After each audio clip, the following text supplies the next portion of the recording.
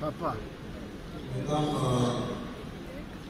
les révérentes et serviteuses de Dieu, puisque ce sont les femmes qui sont à l'honneur aujourd'hui, mesdames et messieurs, les révérends, les seigneurs et serviteurs de Dieu,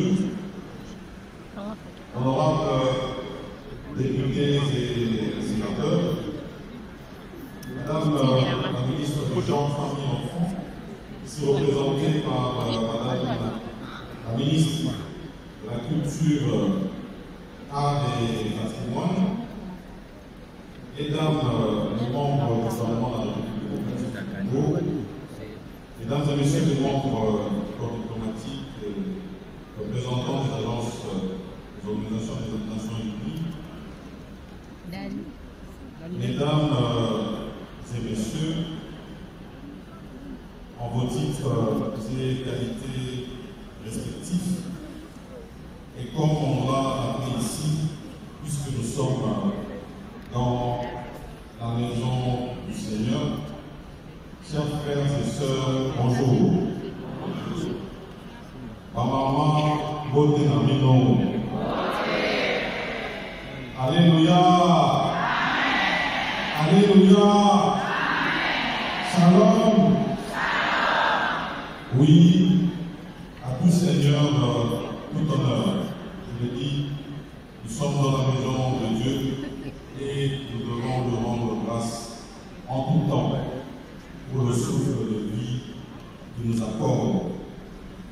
Et c'est pour moi un honneur et un privilège de prendre la parole ici, en ce haut lieu de prière, pour commémorer avec toutes les femmes de la République démocratique du Congo la journée internationale des droits des femmes et des filles du monde entier.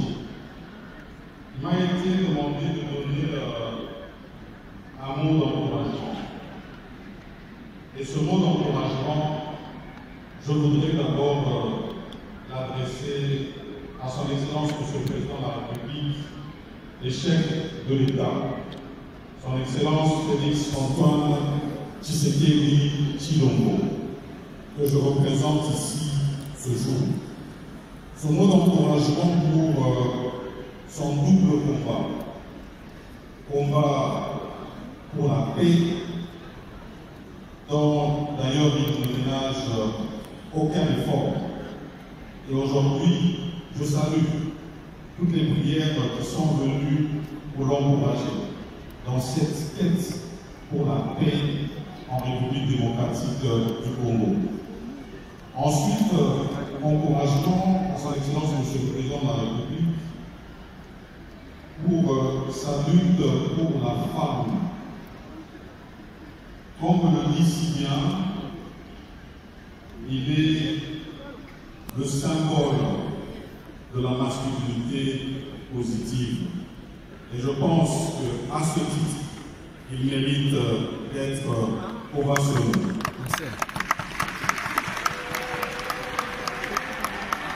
Il ne cesse de se battre pour les droits des femmes.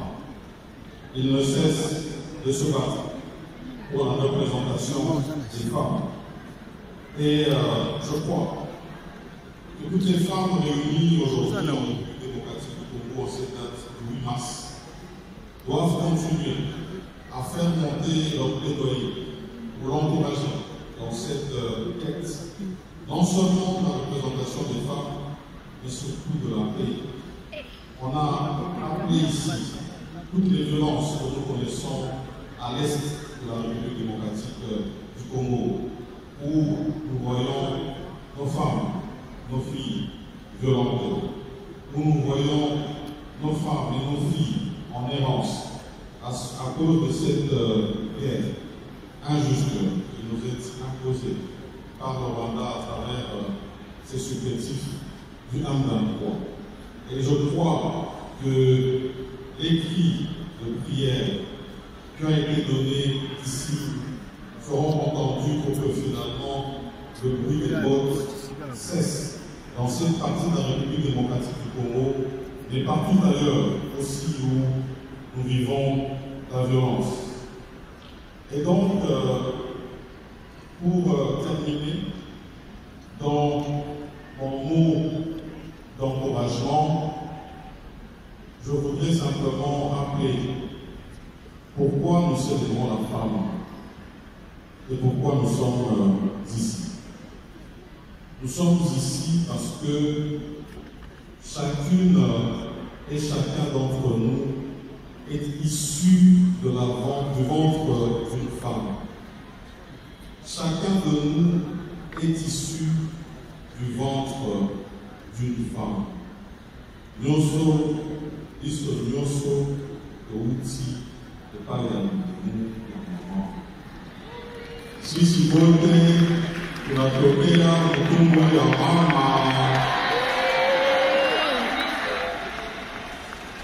Et à ce juste titre, nous devons célébrer la femme.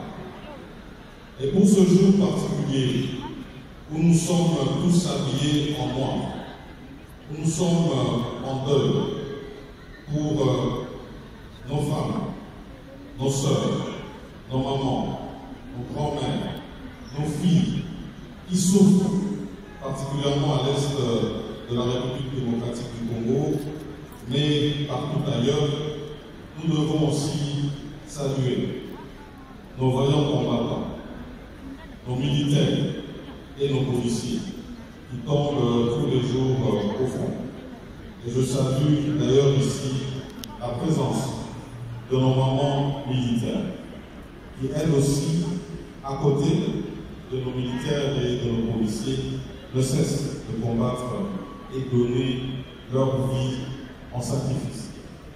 Et c'est sur ces mots que je vais conclure mon propos, simplement en demandant à Dieu de continuer à bénir la République démocratique du Congo, son président et toute sa population.